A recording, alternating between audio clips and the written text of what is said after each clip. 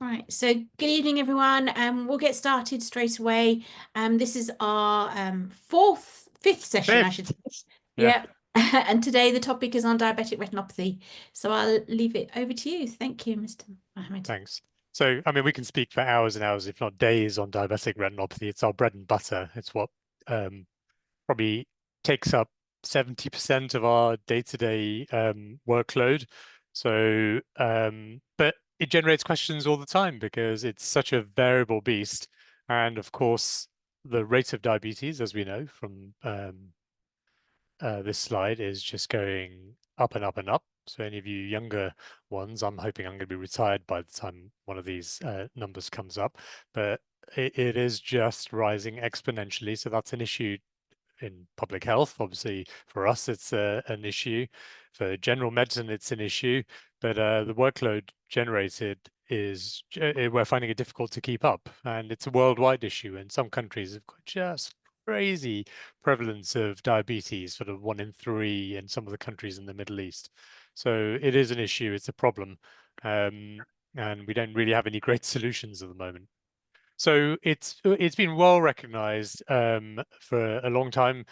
Diabetes causes a number of things and changes in the microvasculature. So ultimately, all these coexisting diseases. So diabetes often goes with dyslipidemia or raised cholesterol and high blood pressure, and those things damage small blood vessels. So the basic structure of a capillary is threefold. There's an endothelium in the middle. There's a basement membrane, which is the sort of scaffold for it, and then the outside has a pericyte. So we've known that the endothelium, which is essentially the blood retinal barrier, breaks down. And we talked about macular edema last time, and it's all relates to the Starling forces and breakdown uh, of of the homeostasis in the retina. Pericytes are the structural cells. So again, if you haven't got the structure, you get weakening and warpage. So that's your microaneurysms. So if the structure breaks down, form and function go together, it's no surprise blood vessels leak. And then thickening of the basement membrane, that will affect um, the solutes and proteins which can pass through. Other things that happen in diabetes are leukostasis, so that's white blood cells moving very slowly. So that again is prothrombotic, meaning blood vessel occlusion. So it's this combination of blood vessels becoming dysfunctional, becoming structurally abnormal, and prothrombotic. And also the oxygen carrying capability of red blood cells is reduced in diabetes. So again, that aggravates the hypoxia. But ultimately, at the end of it, all of that, we get leaky blood vessels. So what leaks out of a damaged blood vessels? Well, blood and serum and lipid.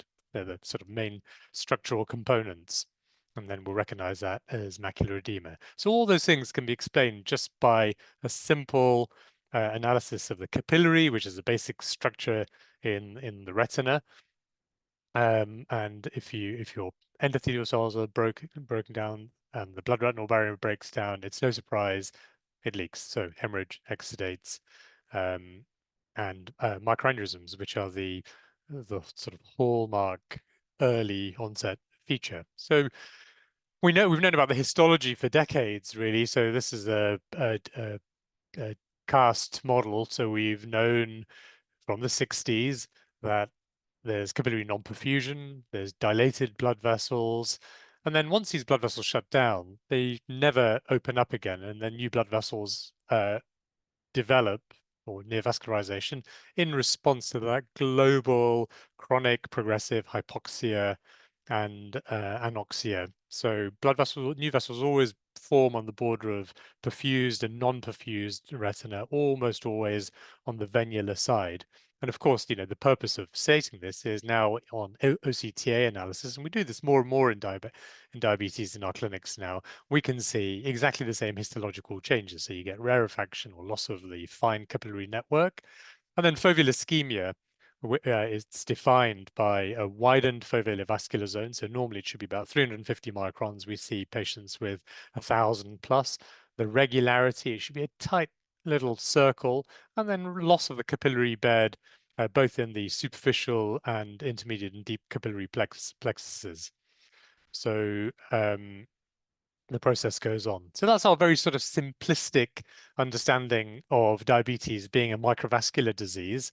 And all the grading we do is a features-based grading. So we look for particular features and assign a grade based on that. But there's a trend, and the sort of modern or more current understanding is that it's actually not a microvasculopathy, but it's a neurovasculopathy, because the theory is that the neurological changes, not only in the photoreceptors, which become hypoxic, but Muller's cells all become dysfunctional probably before the vascular changes ensue. So it's a sort of chicken and egg. Is it the nerve tissue goes first and then the capillaries change in response to that? Because every single cell of the capillary is touched by Muller cells and astrocytes, which are the supporting cells, and these activated microglia, which move around. We think of the retina as a very static structure, but there's been time motion studies of microglia, and these things walk around the retina continuously, and even those things are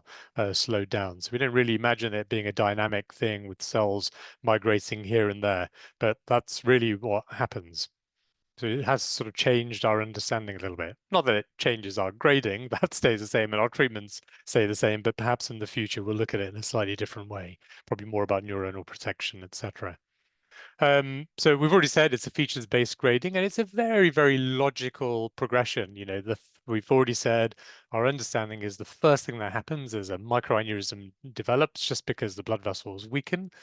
And as those microaneurysms develop more and more, we're going to see dysfunction as a result of that structural breakdown. So we'll see hemorrhages along with microaneurysms, and then increasing hemorrhages and things like cotton wool spots, which don't feature anywhere on the classification of diabetic retinopathy, but are a well-recognized cofactor that we see. And then eventually there's a balance that's tipped. And the understanding is you've got to have something like 120 disc areas of capillary non-perfusion before the retina really starts developing, because that is probably a critical mass of vascular endothelial growth factor, which is the main cytokine which mediates new vessel growth. And then the consequence of new vessels is bleeding.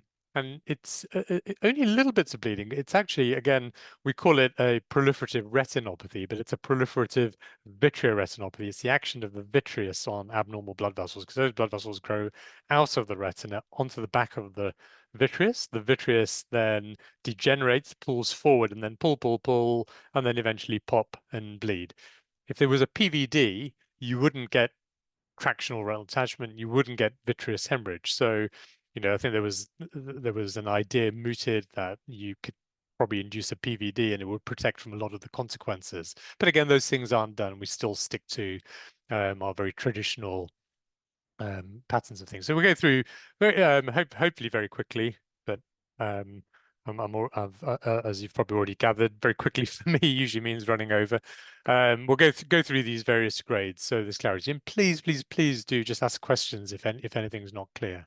So the R1, R2, R3 grading has changed. If you're not aware, we'll just go through that. I'll just go back a slide. There is R2's been broken down into R2L, which is low risk, and R2H, which is high risk. And the problem with all these grading systems is our textbooks will tell us about a none, mild, moderate, severe, very severe retinopathy, which is an ETDRS clinical guidance. But R1, R2 is, of course, a screening guidance. So there's different specificities and sensitivities, which is why they don't sort of directly correlate. But in actual fact, this new division of R2L and R2H actually matches mild, moderate, and severe non-proliferative retinopathy. So really mild retinopathy in terms of a R1, which is the screening grade, or mild retinopathy or background retinopathy, which is the sort of equivalent in older textbooks, is really just the presence primarily of microaneurysms only. And if you look at the screening criteria for R2, it says that more than 8 hemorrhages. So then by theory, it has to be less than 8 blot hemorrhages. So if you have more than 8 blot hemorrhages, it's got to be a higher grade of retinopathy. So what do microaneurysms look like? Well, we all know that. I'm going over very, very basics here. Very discrete, almost circular little lesions here, and they can be all over. But diabetes really is primarily a posterior pole disease. So the place you see signs first is at the back, and often in the temporal watershed. So that temporal area, about 2 disc areas, just on the edge of the macula, is the site where you'll often see the first signs of diabetic retinopathy. So again, this is an example of that. 2 disc areas away, little microaneurysm. There is a little blot hemorrhage there as well. So that's just very mild. That really shouldn't cause any confusion. And if there's more than 8 blot hemorrhages, then there's got to be a higher retinopathy grade. So again, the purpose of these talks is really about OCT interpretation. So what do microaneurysms look like? Well, we know there's 3 layers of capillaries in the retina. There's a superficial, intermediate, and deep plexus, and around the nerve there's another additional layer of blood vessels. But microaneurysms typically are at the intermediate or deep plexus, and you see a little circular opacity with a little shadow around. So there is a little hyperreflective ring around when it's of a certain size. And then here's another example with a whopping huge microaneurysm. You can see in this, it's very sort of fibrosed, so they don't always look red. Sometimes when they're very mature, they look like a little white spot, which can then look like an exudate. But on scanning, there should be no confusion. It looks very different because there's a little hole within it, there's shadow behind it. There's a few microaneurysms here. So that one's a superficial one, that's a deep one, that's a deep one, and that's a huge one. We don't know where that started. So that's what microaneurysms look like. So R2L, which is equivalent to moderate non-proliferative retinopathy. This is always a halfway house. So in a clinical grading, if it's microaneurysms only, we'd say it's mild. If it's any of the 4-2-1 rule, which we'll go over in a second, we'd say it's severe, and everything in between just gets lumped into moderate non-proliferative retinopathy. So by definition, it doesn't meet the 4-2-1 criteria. So more than 8 blot hemorrhages is a specific um, uh, DESP screening criteria on the national pathways. Multiple blot hemorrhages, so more than 20 hemorrhages in each of 1, 2, or 3 quadrants, but not 4 quadrants, because that will make it severe NPDR or R2H. Venous beading, which is always very difficult to judge. I'll show you some photos and examples in a bit.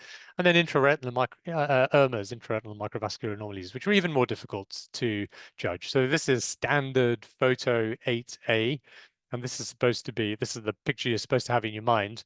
These ERMAs here, there's a couple there, there's some there. That's a standard. So if it's worse than this, it's severe. If it's less than this, it's moderate.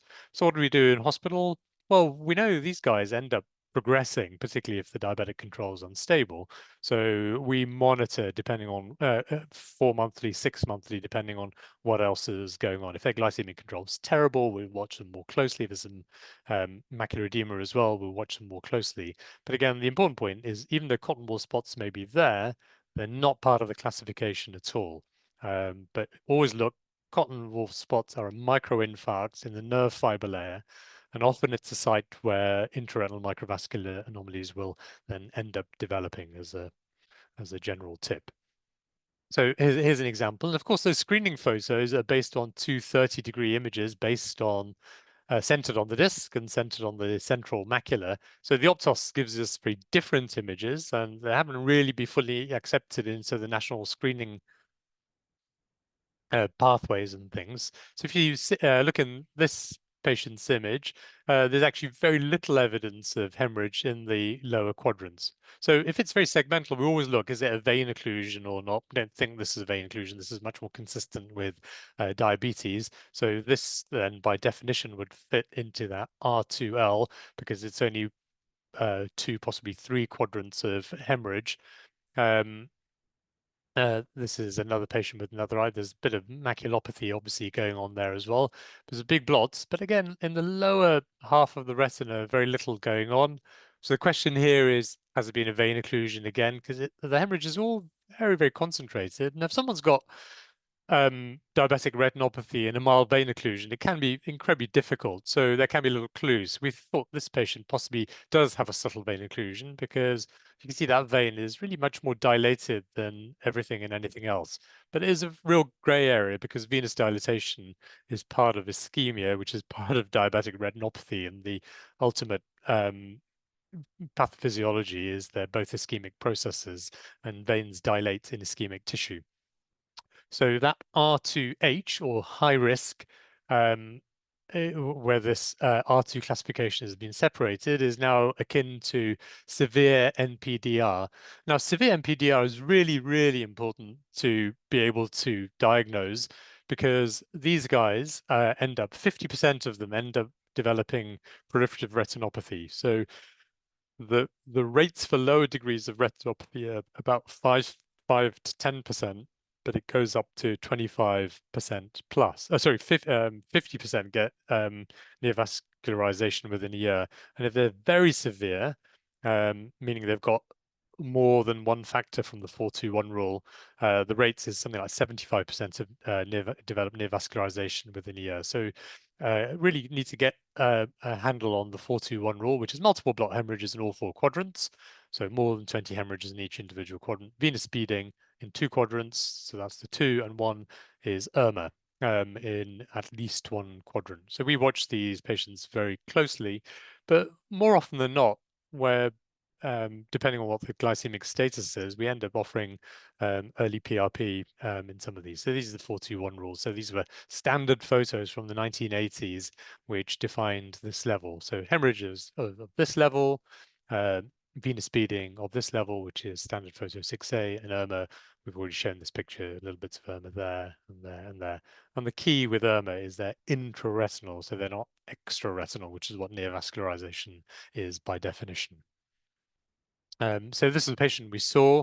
Can ignore the nevus, but there's hemorrhages, cotton wool spots. There's probably a little bit of beading and dilatation, and there was possibly a little IRMA out here. So we told this lady that her retina's in trouble, and she went absolutely crazy and completely went from an HbA1c of 10 or 11, and then rapidly improved her control. We know there's a paradox where that rapid glycemic control can induce worsening of retinopathy in certain individuals in a sizable proportion of patients. So then this lady went from that to this, many more hemorrhages, and the other eye developed frank neovascularization. So we ended up doing an angiogram, which really just confirmed extremely widespread peripheral non-perfusion, lots of IRMAs. So these look like little branches. By definition, neovascularization is new vessels which are uncontrolled. Physiological vessels branch out, never loop on themselves.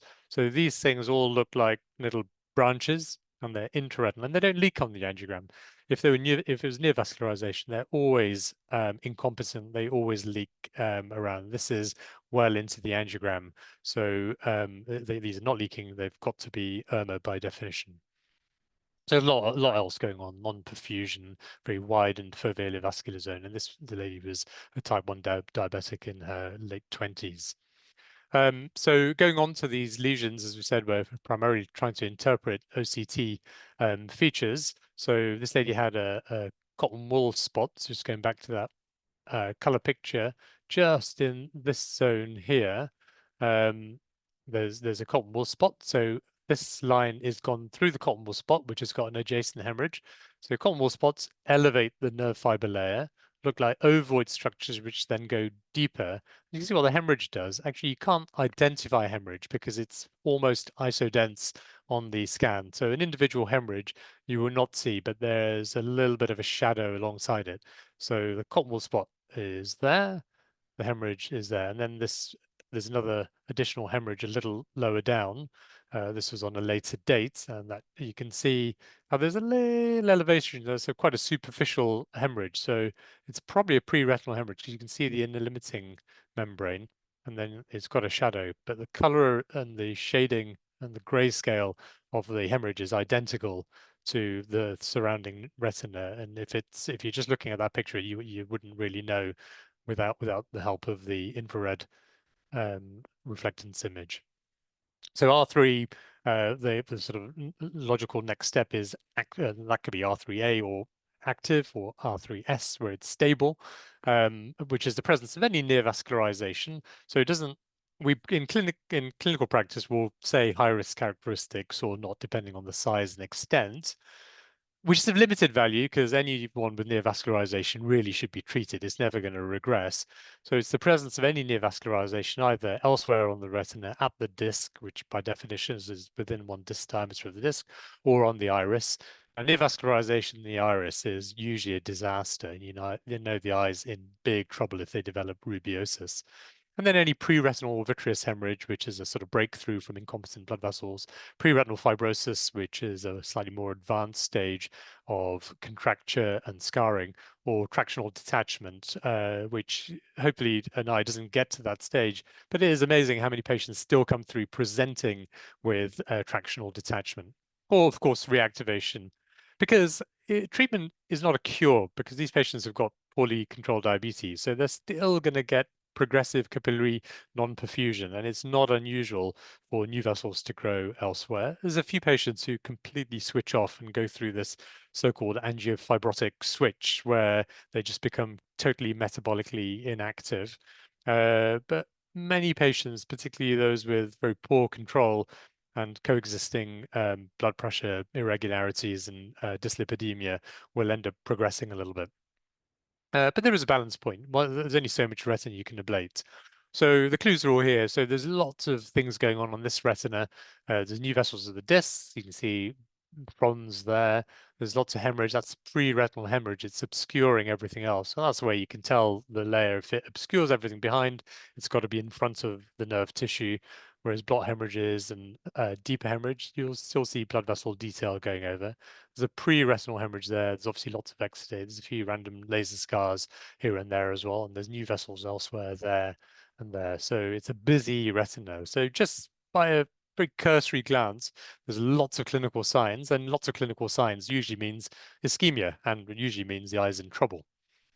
So just that same eye, and we've said this before, that new vessels grow out of the retina onto the back of the posterior hyaloid face. So on this upper scan, it's going through this complex of neovascularization here. Those blood vessels have grown out and along the back of the vitreous, which is then contracted. And then obviously the retina is stiff and or stuck on the wall of the eye, whereas the gel moves, and that differential movement and continuous pull is why pre-retinal hemorrhage ultimately happens. As we said, if there was a PVD before new vessels developed, they would not bleed, full stop. And then this is just going through the pre-retinal hemorrhage again, just showing that actually the color is very similar to the inner retina.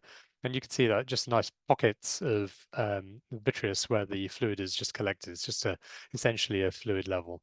You can see just behind the hemorrhage, you can still see the banded architecture, but there's certainly a shadow going all the way through. So have a look at this scan. Have a look at this optos image. Optoses aren't great for diabetes, very good for hemorrhage. They're not so good for ERMA and neovascularization, just partly because of that. It's mainly a posterior pole disease, as we've said, and just that magnification elsewhere, which makes you disproportionately look in the periphery. So has anyone spotted what's going on this? Well, it's quite a few things, a few hemorrhages, exudates. There's what looks like a blot hemorrhage there. Possibly something. There's a subtle pink on the disc. There's a different color of the disc there and there. So on this patient, we did an OCTA. Sometimes when it's equivocal, the OCTA is really helpful. So OCTA is fantastic for these equivocal cases. So looking at that disc, and it is the same patient, you can see very obviously there's a big front of neovascularization. And then that other little thing, which looked like a blot hemorrhage, when we do the scan through it, there's actually a clump of new vessels, and this is what we said. New vessels grow out of the retina on the back of the posterior hyaloid face, and then they're liable to bleed because they're being pulled on continuously. So OCTA in these equivalent cases, we don't often need to do an angiogram if they're at a place where the OCTA can reach. And of course, with the newer images like the multiplex wide field OCTA, you can get out to the equator with an OCTA, but they're quite time consuming, and they all show the images of the best patient imaginable with no lens opacity, but that's often not the case in real world practice. This is a sort of disastrous case that came through. I think it was in the time of the pandemic. This poor guy presented. He didn't even know he had diabetes with his right eye looking like this, which is a whopping pre-retinal hemorrhage. But just look how quiet the periphery is. So it can end up going into this burnt out stage where very little else happens, and these little white vessels here. But it's got venous loops. There's all sorts of things going on when you look in detail. There's another venous loop or possibly neovascularization elsewhere going on there. And then this is what the OCTA looks like. So vitreous hemorrhage. When it's breakthrough into the gel, you'll see lots of cells within. But if it's in the um, if it's a pre-retinal or post-hyaloid hemorrhage, it's compartmentalized. Sometimes there can be sub-ILM hemorrhages, so they have a very shiny ILM over the surface, and they're really very sort of tightly loculated, and they tend not to move. And sometimes you can do a little bit of YAG laser just to liberate the. I'm trying not to do YAG so much these days because YAG's quite harmful to the retina. And then the other eye of the same patient had this huge tractional retinal detachment. And then the OCTA obviously shows this contracture. Um, and then there's lots of other stuff going on this retina. The retina's obviously been damaged quite significantly. The normal banded structure, I mean, this is going through at the level of the disc. Um, Presumably not through the, oh no, that is the fovea there. So that's the center of the fovea. There's a tractional detachment going up to the fovea. So we can see it's the fovea just because the center point is dark, but there's obviously cysts around. The outer retinal structure is disrupted, so there may have been subretinal fluid there. But there's a sort of loss of banded architecture, so there's undoubtedly capillary ischemia there. So that's called drill disorganization of the retinal inner layers, where you lose the banded architecture, which then goes with macular ischemia. Another case, again, pre-retinal hemorrhage, more hemorrhage here. And we're only showing this case because this patient, you'd think, oh, well, the vision's okay.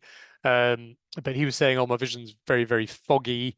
And even though the hemorrhage is collected here and around where the neovascular complex is, and this patient had been treated years previously, it had been pretty stable, but it's as he developed a posterior vitreous detachment that he rebled. So he's not really got active retinopathy as such. It's just a mechanical pull. So he just had blood, so there was no breakthrough blood, but you can see all that speckles of free. It was like a little snow shaker. All that blood was just floating around in the just in front of his fovea. So obviously, anything he looks at, he could just see the stuff shaking around, and obviously it would compromise his vision. So R3 stable is where a patient has been treated. And hopefully, the end point which we want to achieve in every patient is stable neovascularization. Once it gets to a certain point, it doesn't regress. So only a third of patients will regress fully. It's only small complexes which regress. As soon as you've got fibrosis, they never regress beyond just a little inactive fibrotic scar. So this is a patient who I'd just done fresh laser on.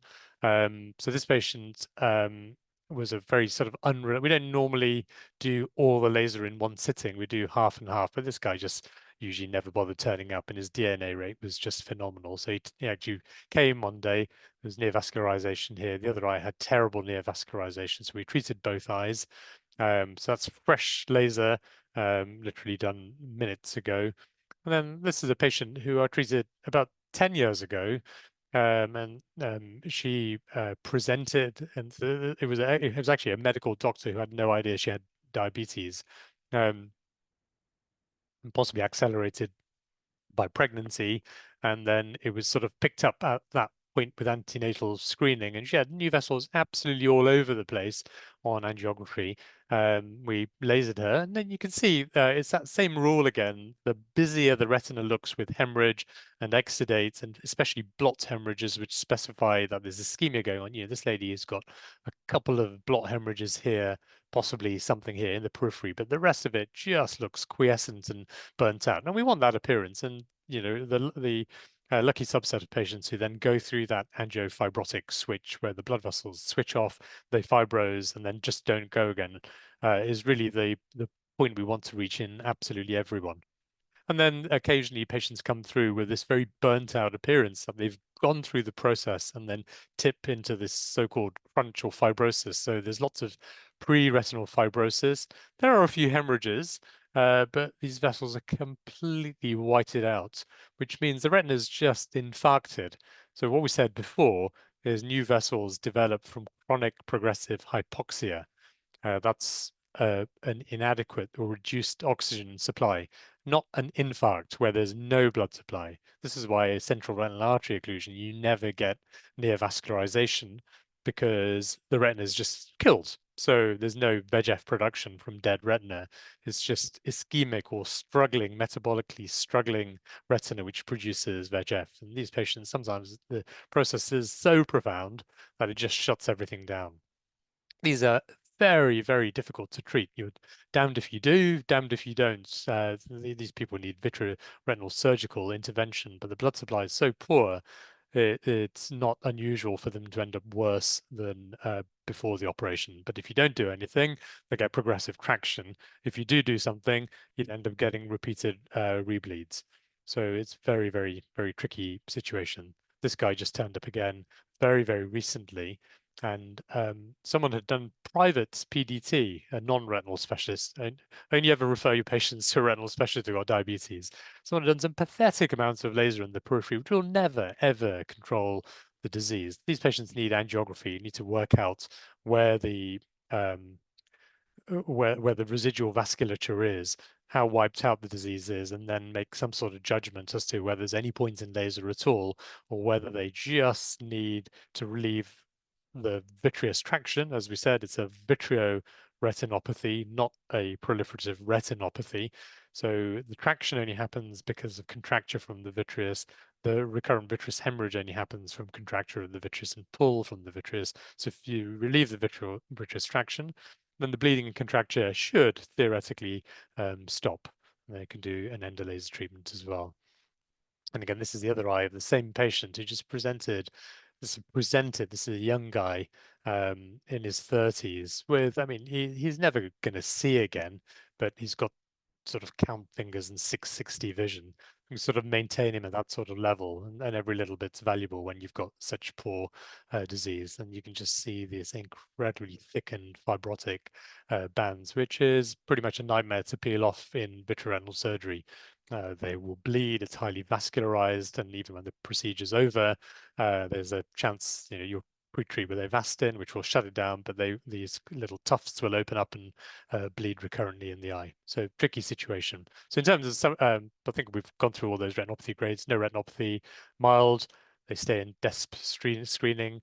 R2 has now been broken down to low risk, high risk. R3, of course, particularly if there's a vitreous hemorrhage, then emergency referral to eye casualty, because if we can't see behind the vitreous hemorrhage, we don't know whether there's a combined detachment in there as well. If it's just retinopathy, it just proliferative retinopathy itself, there's no absolute emergency that they need to go to casualty, but we do ideally need to get treatment started within a couple of weeks or so. And once they're stable, then they just go to DESP screening if there's no sign of metabolic activity.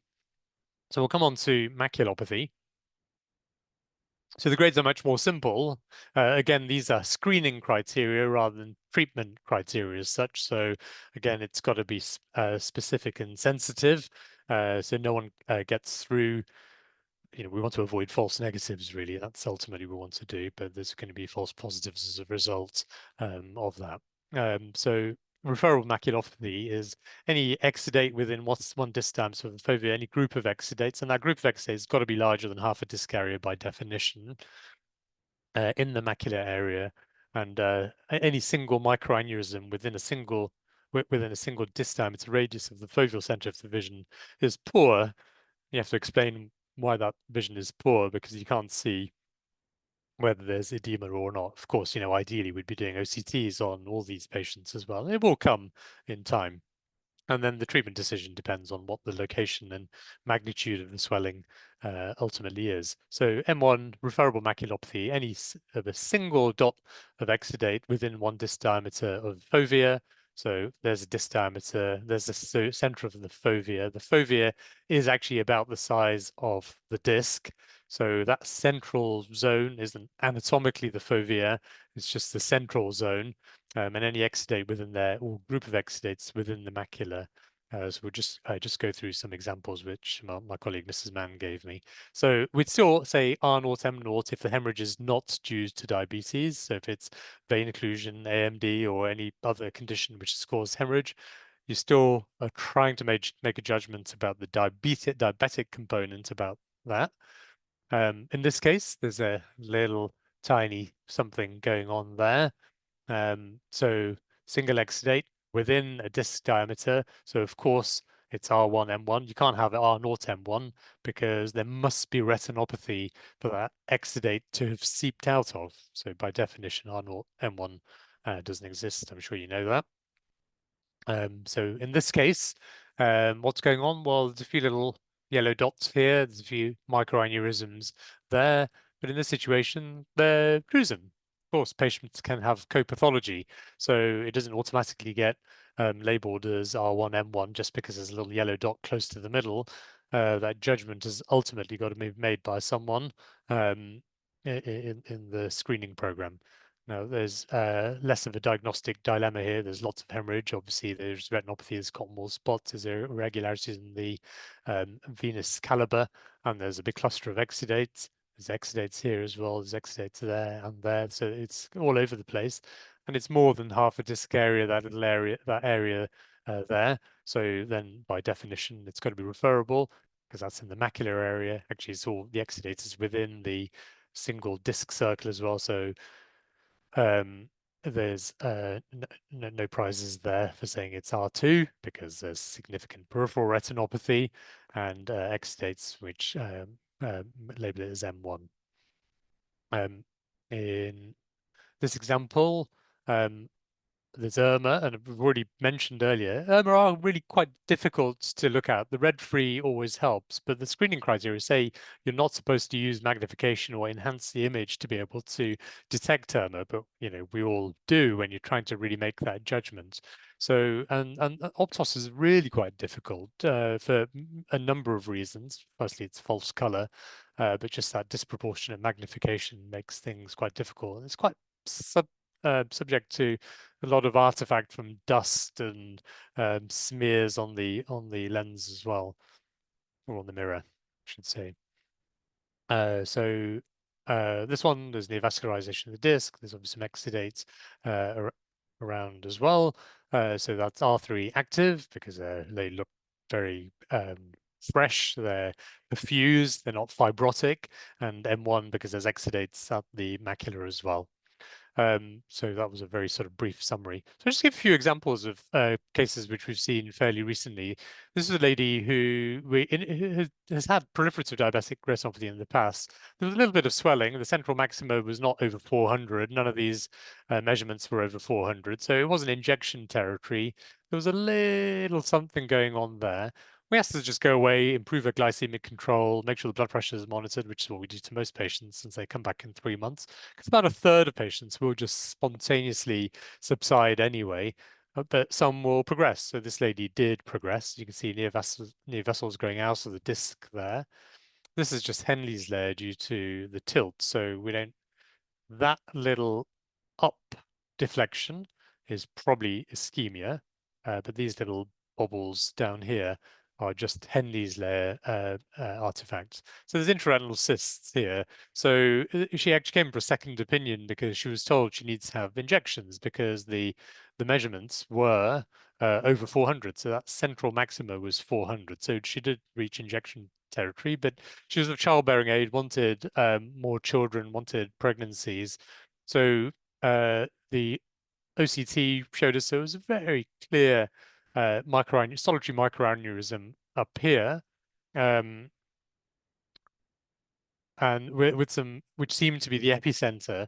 So more often than not, when you see exudate in a pattern, the microaneurysms which are causing it tend to be slightly more peripheral, and fluid tends to gravitate in a teardrop shape towards the foveal center. So it's you can almost guess when you see an exudate. Almost always it's ovoid. It's always at the center of the sort of circular aspect of that egg shape, where the leakage point is. So because of all the things she wanted, more babies, wanted to get pregnant, it was relatively stable, we just did a little bit of laser. So the OCTA showed actually she was actually quite ischemic with deep microaneurysms elsewhere which weren't leaking, and the leak was coming from just this little thing up there. So we zapped that, and she's been stable for years ever since actually. So it all dried away. So it doesn't have to be even just if the numbers say. So we do a lot of lasering at St. Thomas's. We're not terrified. We sort of grew up in an area, in an era of being confident with doing laser. And there's been a trend with our sort of junior colleagues who think very much in numbers and center. It's very expensive. It's very time consuming, and it comes with risk. So it's not always the answer. And then in terms of faricimab, we see brilliant responses with faricimab. So this patient obviously had huge thickening, 450, 402. The central subfoveal thickness was not 400, but the central maximum was 512. So we can see a great big elevation. That patient's vision was compromised. There's lots of intraretinal cysts. The nasal retina was relatively spared in this case. So after the first injection, and remember, it's not a cure, it's a means of control. It can be curative in some, and it's a slow process. On average, patients will reach peak stability in terms of visual function a month after the third or fourth injection. And the loading phase is 4 injections for Eylea and faricimab in diabetic macular edema. So this patient, after the first one, went down even more after the second one. That looks very reminiscent of a little bit of vitreomacular traction. And then the third, after the third injection, the fourth completely resolved. And this lady, amazingly, with faricimab, completely settled with just the loading phase, and a year later has remained absolutely stable. So that's what goes on in clinics if you're not familiar with how good the responses can be. So of course, I'm showing you the best type of response. The overall statistics are 50% of patients we treat with injections will respond briskly.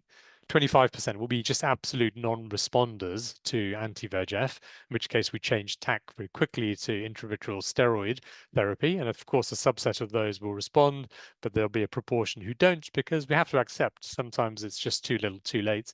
And then the other 25% will be a sort of slow, steady rise, which need sort of longer course of treatments. But then we're always looking out for whether supplementary treatment with either laser or steroid will help them. The slow burn ones are sort of quite difficult because they are quite heavy on injection numbers, so they'll often get monthly injections for a year before you start seeing any benefit. So all the retinal signs of diabetes, as we've said, it's all a progression. Microaneurysm is the first thing you recognize. Hemorrhage is a consequence. Damaged blood vessel, it leaks. What does it leak? It leaks blood. Or what's blood made of? It's made of fluid, so that's the edema. It's made of lipoprotein, that's the exudate. And then so microaneurysm is a structural change. You get capillary occlusion as well. So what's the consequence of that? Well, that's ischemia. So you can see features of ischemia on an OCT scan, and you can see acute ischemia as Cottonwool spot. So ischemia is drill disorganization of the retinal layers. And sometimes you see a completely dry retina without edema and poor vision. And almost always the explanation there is foveal or macular ischemia. And then as the eye becomes increasingly ischemic and hypoxic, venous changes. The veins are quite responsive to hypoxia. So veins dilate. When you do a PRP, it's the first thing that settles. That dilated veins shrink down. And then Irma, as we said, are difficult. New vessels, when they're small, are difficult. When they're big, they're absolutely obvious. And then the end stage, so it is this sort of logical progression. There is an end stage. It does end up scarring. And then what we don't want to see is white vessels because that essentially is dead retina. So we'll just go through again a few more examples. We've still got another 15 minutes or so. So I may just make it on time. So this patient's got multiple microaneurysms here, but lots of exudates here as well. So the OCT is a bit more surprising. We were expecting edema just to be here, but the OCT shows actually incredibly diffuse edema all the way across. So you can see the cluster of microaneurysms, multiple microaneurysms in that swollen retina. Or here, as we said, they look like little discrete ovoid structures with a hyper-reflective ring around. And then this is all exudate. This is fluid, which is sort of cracked across. Now, there may well be ischemia. And these sort of patients, we always check their renal function because, as we discussed Starling's law last time, you have to have um, uh, albumin within your bloodstream to suck fluid back in. These patients who have this diffuse edema often have renal compromise. And it's sometimes just simple measures like tightening up their renal control by changing their blood pressure medication, checking their protein urine levels, which can be enough just to make this sort of thing disappear within a couple of weeks. So that's the sort of thing we see in patients in patients with very diffuse edema, and then of course check their blood pressure as well. So another patient, lots of exudates here, much more in a succinate pattern rather than exudative. So succinate pattern there, another succinate there, and almost always at the center there'll be microaneurysms. There'll be these microaneurysms which cause that leakage. It's just chromatography, cause something in the middle, it's leaking. The big proteins move to the far distance and precipitate out the edge of swelling and knots. So the exudate tells us exactly where the edema ends. And again, if we look in this, there's some microaneurysms there, and that's a little fibrosed microaneurysm. Within. There's other stuff going on. There's got more spots and a few blot hemorrhages around as well. But that edema was very, very localized. So we can see the microaneurysms within in that area. Another example of edema here. And again, exudate. So we can see what exudate looks like. Very bright white signal, very different to the microaneurysms. Microaneurysms aren't quite as bright and not quite as sharp with the reflection, with the shadow going through. And then this patient was lasered, and on the Optos image, you can see these streaks of exudates. And then following the laser, that exudate precipitated out the fovea, often gravitates into Henle's layer. That's why you see streaks like this, because those streaks are just following the radial orientation of Henle's layer, which those fibers are all displaced radially. And that's why the lines always look radial. We don't like exudate. Exudate is really toxic to the fovea.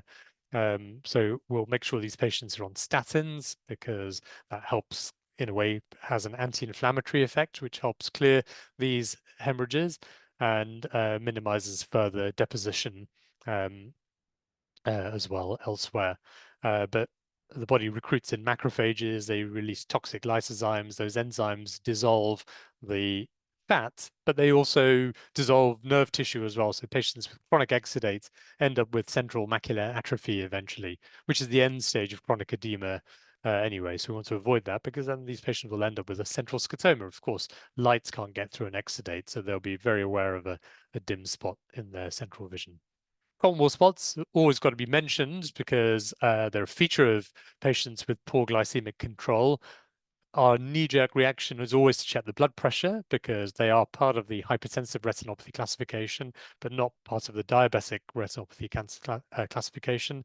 But it reflects a superficial microinfarct. So in the nerve fiber layer, there's a microinfarct, and that's just slowed up axoplasm in the nerve fiber layer.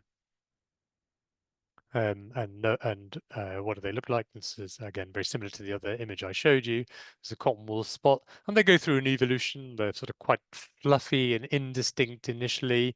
When they've been there a couple of weeks, you see a distinct edge, and then eventually it'll break down and thin out. And there's often a little focal defect. So there's these little irregularities here. There's probably been microinfarcts or cotton wool spots in those positions, and then they clear.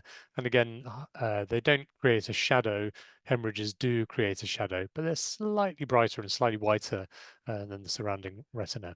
So we've sort of mentioned the patient who has got good vision, so poor vision, but nothing much to see, and inevitably they have foveal ischemia. Sometimes there's a little blot hemorrhage as an indicator, but in this patient, again, no exudate, no hemorrhage. But when we do the OCT, you can see that we can recognize a banded architecture here, but in everything temporal to the fovea, actually the structure completely breaks down. We don't see the outer nuclear layer, it's actually thinned out. The plexiform layer is really quite indistinct here. It's just a total graying out, and that absolutely equates to capillary non-perfusion. So you can see the same patients in that area. It's just a total blackening, and it's in the areas where it's black. where the nerve tissue just breaks down. So the synaptic connections really aren't there. Venous loops, again, another recognized feature. They've been taking off the classification for severe non-proliferative. They're a sort of late feature. We rely much more on venous beading, but it's all in the realms of venous dilatation, venous beading, venous loops. So veins get dilated. They're only pegged at certain points, which is why they initially become tortuous. And once they slacken off to a certain point, then they just stay permanently dilated. Venous beading, again, can be difficult to judge, but it's a really important clinical sign. So again, you look at the caliber, physiologically, all blood vessels taper and should have a narrow, a continuous progression. There should be, and that's the same for arterial. So like in hypertensive retinopathy, you get focal constriction, and in venous beading in diabetes, again, it should be widest where it's exiting and narrowest peripherally. So again, if it dilates, you can see a little reflection of it, and then narrows and then dilates, then narrows and then narrows here and then dilates again. You know there's irregularity in the caliber. And if you look closely there, that one's beaded as well. That one's beaded too. So it tells us that there's a lot of ischemia going on. And another surefire marker of ischemia is blot hemorrhages. So loads and loads of blot hemorrhages all over the place there. So Irma, difficult. I always think Irma are very, very difficult to judge. I often flick the slit lamp on to the red free mode just to really try and work out. But this patient here, you can see, has got some Irma. It's always in the area of poor capillary perfusion. There's a lot of stuff going on here, more spots, irregularity in the venous caliber, certainly narrowing of the arterials as well, AV crossing changes, undoubtedly hypertensive retinopathy as well, superiorly too. Lots of hemorrhages, one with a little white center there. So we're always worried about those, and Roth spots whether there's a blood dyscrasia going on as well. So the key, and we've shown you a few examples of neovascularization, which grows out of the retina. So this is the same patients with the Irma, which are obvious on the color image here, not so obvious on the red free. You can just see some irregularity, but there's nothing growing out of the retina. So by definition, these are physiological shunt channels. So these are still normal vessels with an abnormal surrounding capillary bed, but there are preferential channels physiologically which then open up and then stay opened up. But it's often on the site of Irma that neovascularization eventually develops because it's a site of ischemia. And I think always think so. It's the same patient. So one was a formal color picture. Very difficult to see those Irma on an Optos. So I've enhanced this image as well using the various tweaks on the Optos, but still the Irma are there and there, but much more difficult to see. So don't rely on Optos alone. I think they're tricky. NVE, lots of NVE on this case. So again, NVE shouldn't be difficult. They grow out, and you can see a little growth on the back of the hyaloid. You can imagine why that will eventually bleed. NVD, grow out of the disc when they're obvious. You don't need to do a scan, but it's extra tissue which has grown out. It's disorganized. It's very different to the hyaloid face, and it's a mass of tissue. There's no other real condition where you should have a little wedge of tissue. I mean, a vitreous condensation when there's a partial PVD looks different. It's not irregular in this way, but obviously when you look in clinic or if you do an OCTA, it's absolutely obvious as to what's going on here. So in this patient, it's another NVD patient, much more localized to the disc, but there are fronds going out elsewhere. And again, you can see that network. And you can imagine what will happen when this patient will get a PVD, which will inevitably happen.